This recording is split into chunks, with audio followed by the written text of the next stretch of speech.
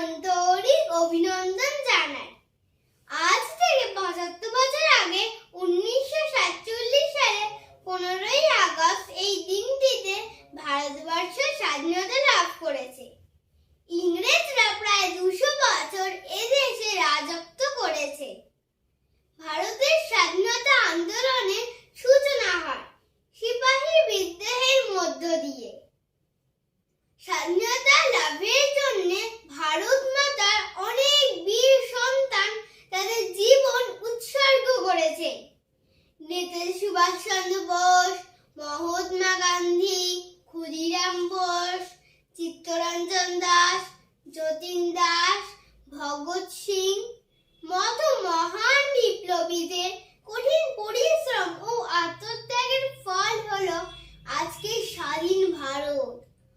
আজ এই দিনটিতে আমরা সবাই তাদের প্রণাম জানাই। ভবিষ্যতে আমরা সবাই ভারতবর্ষকে আরো এগিয়ে নিয়ে যাব। ধন্যবাদ।